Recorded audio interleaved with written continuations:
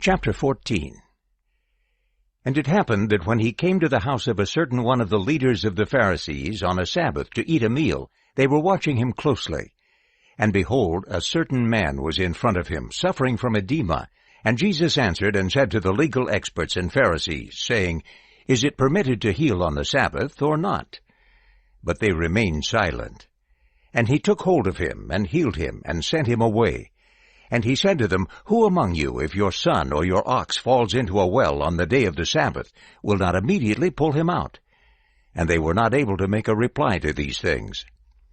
Now he told a parable to those who had been invited, when he noticed how they were choosing for themselves the places of honor, saying to them, When you are invited by someone to a wedding feast, do not recline at the table in the place of honor, lest someone more distinguished than you has been invited by him.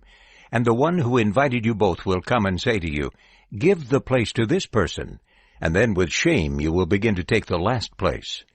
But when you are invited, go and recline at the table in the last place, so that when the one who invited you comes, he will say to you, Friend, move up higher. Then it will be an honor to you in the presence of all those who are reclining at the table with you. For everyone who exalts himself will be humbled, and the one who humbles himself will be exalted. And he also said to the one who had invited him, When you give a dinner or a banquet, do not invite your friends or your brothers or your relatives or wealthy neighbors, lest they also invite you in return, and repayment come to you. But whenever you give a banquet, invite the poor, the crippled, the lame, the blind, and you will be blessed, because they are not able to repay you. For it will be paid back to you at the resurrection of the righteous. Now when one of those reclining at the table with him heard these things, he said to him, Blessed is everyone who will eat bread in the kingdom of God. But he said to him, A certain man was giving a large banquet, and invited many. And he sent his slave at the hour of the banquet to say to those who have been invited, Come, because now it is ready.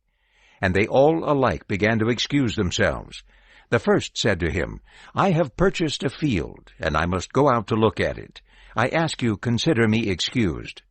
And another said, I have purchased 5 yoke of oxen, and I am going to examine them.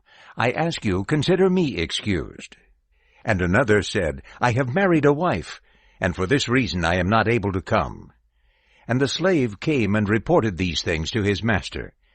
Then the master of the house became angry, and said to his slave, Go out quickly into the streets and alleys of the city, and bring in here the poor, and crippled, and blind, and lame.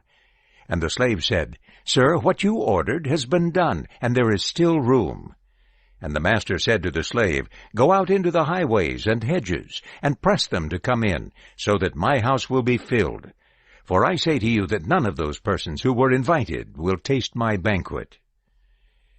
Now large crowds were going along with him, and he turned around and said to them, If anyone comes to me, and does not hate his own father and mother, and wife, and children, and brothers and sisters, and furthermore even his own life, he cannot be my disciple. Whoever does not carry his own cross and follow me cannot be my disciple. For which of you, wanting to build a tower, does not first sit down and calculate the cost to see if he has enough to complete it?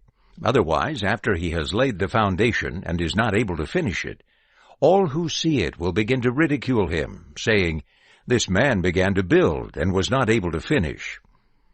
Or what king, going out to engage another king in battle, does not sit down first and deliberate whether he is able with 10,000 to oppose the one coming against him with 20,000?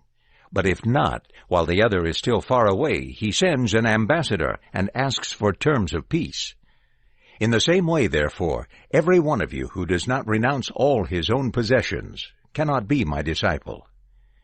Now salt is good, but if salt becomes tasteless, with what will it be made salty? It is usable neither for the soil nor for the manure pile. They throw it out. The one who has ears to hear, let him hear.